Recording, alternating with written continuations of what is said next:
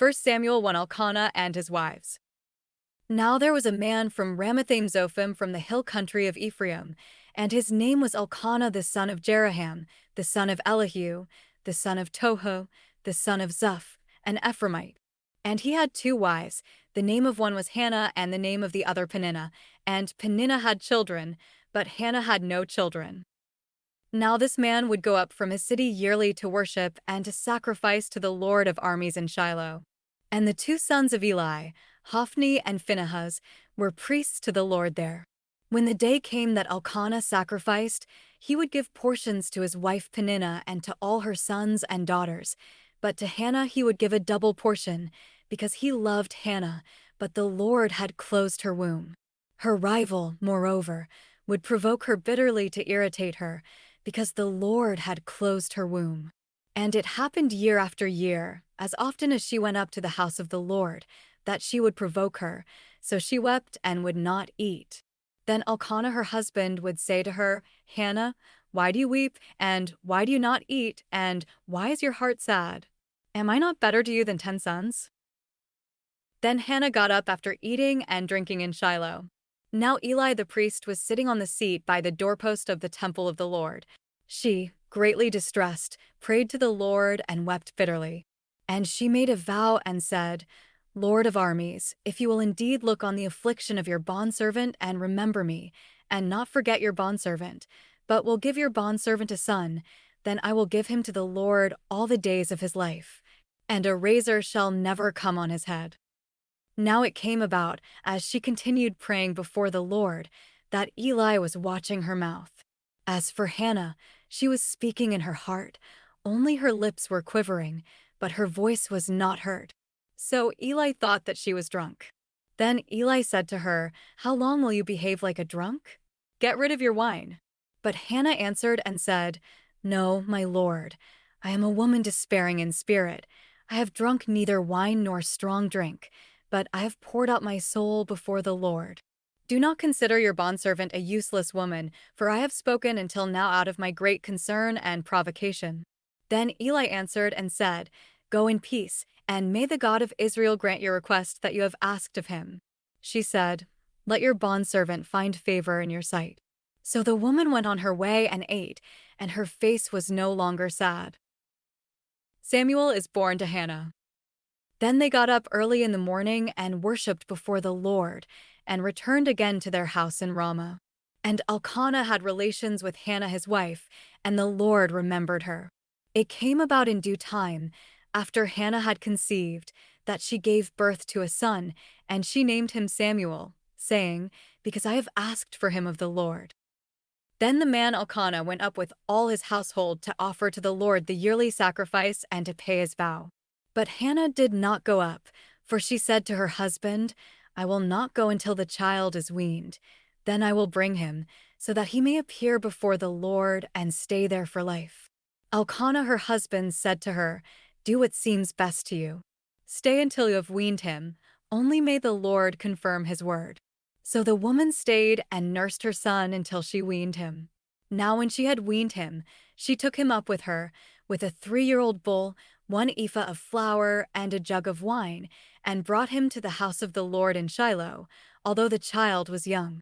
Then they slaughtered the bull and brought the boy to Eli. And she said, Pardon me, my lord.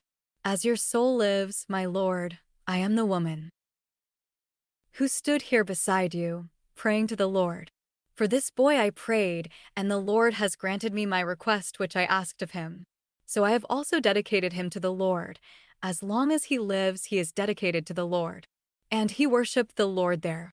1 Samuel 2 Hannah's song of thanksgiving. Then Hannah prayed and said, My heart rejoices in the Lord. My horn is exalted in the Lord. My mouth speaks boldly against my enemies, because I rejoice in your salvation. There is no one holy like the Lord. Indeed, there is no one besides you, nor is there any rock like our God. Do not go on boasting so very proudly. Do not let arrogance come out of your mouth, for the Lord is a God of knowledge, and with him actions are weighed. The bows of the mighty are broken to pieces, but those who have stumbled strap on strength. Those who were full hire themselves out for bread, but those who were hungry cease to be hungry. Even the infertile woman gives birth to 7. But she who has many children languishes. The Lord puts to death and makes alive. He brings down to Sheol and brings up. The Lord makes poor and rich. He humbles, he also exalts. He raises the poor from the dust. He lifts the needy from the garbage heap to seat them with nobles. And he gives them a seat of honor as an inheritance, for the pillars of the earth are the Lord's, and he set the world on them. He watches over the feet of his godly ones, but the wicked ones are silenced in darkness, for not by might shall a person prevail. Those who contend with the Lord will be terrified. Against them he will thunder in the heavens. The Lord will judge the ends of the earth, and he will give strength to his king, and will exalt the horn of his anointed. Then Elkanah went to his home at Ramah.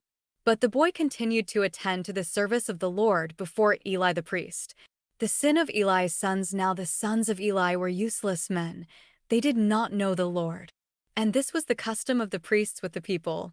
When anyone was offering a sacrifice, the priest's servant would come while the meat was cooking with a 3-pronged fork in his hand.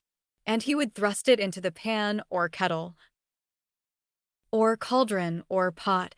Everything that the fork brought up, the priest would take for himself. They did so in Shiloh to all the Israelites who came there. Also, before they burned the fat, the priest's servant would come and say to the man who was sacrificing, "Give the priest meat for roasting, as he will not take cooked meat from you, only raw." And if the man said to him, "They must burn the fat first, then take as much as you desire," then he would say, "No, but you must give it to me now, and if not, I am taking it by force." And so the sin of the young men was very great before the Lord, for the men treated the offering of the Lord disrespectfully. Samuel before the Lord as a boy. Now Samuel was ministering before the Lord as a boy wearing a linen ephod. And his mother would make for him a little robe and bring it up to him from year to year when she would come up with her husband to offer the yearly sacrifice. Then Eli would bless Elkanah and his wife and say, "May the Lord give you children from this woman in place of the one she requested of the Lord." And they went to their own home. The Lord indeed visited Hannah, and she conceived and gave birth to 3 sons and 2 daughters. And the boy Samuel grew up before the Lord. Eli rebukes his sons. Now Eli was very old, and he heard about everything that his sons were doing to all Israel, and that they slept with the women who served at the doorway of the tent of meeting. So he said to them, "Why are you doing such things as these, the evil things that I hear from all these people? No, my sons, for the report is not good which I hear the Lord's people circulating. If one person sins against another, God will mediate for him, but if a person sins against the Lord, who can intercede for him?" But they would not listen to the voice of their father, for the Lord desired to put them to death. Now the boy Samuel was continuing to grow and to be in favor both with the Lord and with people. Then a man of God came to Eli and said to him, "This is what the Lord says. Did I not indeed reveal myself to the house of your father when they were in Egypt in bondage to Pharaoh's house? Did I not choose them from all the tribes of Israel to be my priests, to go up to my altar, to burn incense, to carry an ephod before me? And did I not give to the house of your father all the fire offerings of the sons of Israel? Why are you showing contempt for my sacrifice and my offering which I have commanded for my dwelling? And why are you honoring your sons above me, by making yourselves fat with the choicest of every offering of my people Israel? Therefore the Lord God of Israel declares, I did indeed say that your house and the house of your father was to walk before me forever, but now the Lord declares, far be it from me, for those who honor me I will honor, and those who despise me will be insignificant. Behold, the days are coming when I will eliminate your strength and the strength of your father's house, so that there will not be an old man in your house. And you will look at the distress of my dwelling, in spite of all the good that I do for Israel, and there will never be an old man in your house. Yet I will not cut off every man of yours from my altar, so that your eyes will fail from weeping and your soul grieve, and all the increase of your house will die in the prime of life. And this will be the sign to you which will come in regard to your 2 sons, Hophni and Phinehas. On the same day both of them will die. But I will raise up for myself a faithful priest who will do according to what is in my heart and my soul, and I will build him an enduring house, and he will walk before my anointed always. And everyone who is left in your house will come to bow down to him for a silver coin or a loaf of bread, and say, 'Please assign me to one of the priest's offices so that I may eat a piece of bread.'" 1 Samuel 3, the prophetic call to Samuel. Now the boy Samuel was attending to the service of the Lord before Eli, and word from the Lord was rare in those days. Visions were infrequent. But it happened at that time as Eli was lying down in his place. Now his eyesight had begun to be poor, and he could not see well, and the lamp of God had not yet gone out, and Samuel was lying down in the temple of the Lord where the ark of God was, that the Lord called Samuel. And he said, "Here I am." Then he ran to Eli and said, "Here I am, for you called me." But he said, "I did not call, go back and lie down." So he went and lay down. And the Lord called yet again, "Samuel." So Samuel got up and went to Eli and said, "Here I am, for you called me." But he said, "I did not call, my son, go back and lie down." Now Samuel did not yet know the Lord, nor had the word of the Lord yet been revealed to him. So the Lord called Samuel again for the third time. And he got up and went to Eli and said, "Here I am, for you called me." Then Eli realized that the Lord was calling the boy. And Eli said to Samuel, "Go lie down, and it shall be if he calls you, that you shall say, 'Speak, Lord, for your servant is listening.'" So Samuel went and lay down in his place. Then the Lord came and stood and called as at the other times, "Samuel, Samuel." And Samuel said, "Speak, for your servant is listening." Then the Lord said to Samuel, "Behold, I am going to do a thing in Israel, and both ears of everyone who hears about it will ring. On that day I will carry out against Eli everything that I have spoken in regard to his house, from beginning to end. For I have told him that I am going to judge his house forever for the wrongdoing that he knew, because his sons were bringing a curse on themselves, and he did not rebuke them. Therefore I have sworn to the house of Eli that the wrongdoing of Eli's house shall never be atoned for by sacrifice or offering." So Samuel lay down until morning. Then he opened the doors of the house of the Lord. But Samuel was afraid to tell the vision to Eli. Then Eli called Samuel and said, "Samuel, my son." And he said, "Here I am." He said, "What is the word that he spoke to you? Please do not hide it from me. May God do the same to you, and more so, if you hide a single word from me of all the words that he spoke to you." So Samuel told him everything and hid nothing from him. And he said, "He is the Lord. Let him do what seems good to him."